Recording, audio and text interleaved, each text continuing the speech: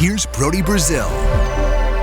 Okay, I'm doing flight school here on Microsoft Flight Simulator, and this is landing practice. I'm in the Cessna 152 landing at Sedona, which has a field elevation of more than 4,700 feet. This is quite an interesting airport, but fun to fly into, and let's see how I can score here in the very end. Now, a couple things already to tell you about. I've got the field in sight. It started me off at about 60 knots. I think the power is about 1,500 here. Let me take myself off. Yeah, so let me boost it up to probably, I don't know, let's call it 1,700. I think that might be a better spot for me. I'm going to trim the nose down, put myself back on camera here. So the two things that this game wants me to do, I call it a game, it's a simulation. It wants me to stay aligned with the runway, and it wants me to hit a target airspeed of about 65 knots. Now, I'm a little bit faster than that right now, so I'm going to pitch the nose up a little bit, right? Pitch for airspeed, power for altitude. My descent rate looks like it's at about 250 feet per minute. That's what the VSI is telling me, and the trusty old steam gauges here.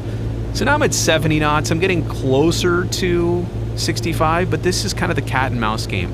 Power, elevator, trim. All I'm really trying to do here, and I'm back at 65 knots, is get stable at that.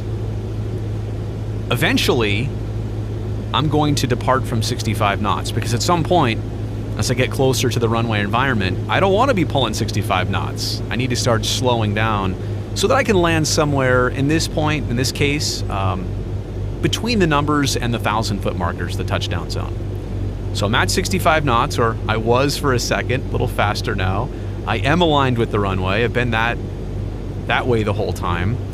I'm also starting to look out there at the PAPI, and I can see that it was maybe 1 white, 3 reds. I think that's the case right now, so I'll keep an eye on that. But again, I'm shooting a different approach here. This is not an instrument approach, and I'm also not necessarily aiming for those 1,000-foot markers. So always consider that. Those are aligned for landing on the touchdown zone. I might be landing a little bit closer than that. Getting a little bit slow here, so I'll add a little bit of power. Keep the nose coming down. 2 white, 2 red, okay? So I like that. Now I'm back 3 red. I still only have 10 on the flaps, and that's fine. I will commit to making that here for my landing, which means I am going to land a little bit flatter. So now I'm going to start departing from that 65 knots.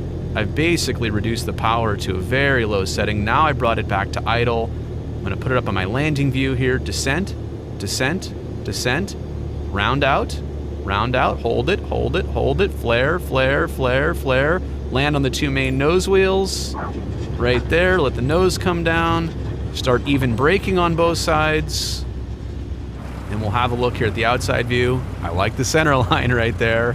So as we come to a complete stop here, let's see what grade Microsoft Flight Simulator gives us. 8447. Okay, that's an A. I'll take it.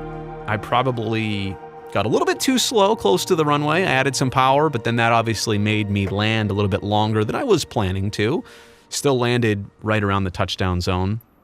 Let's see how exactly this graded me here.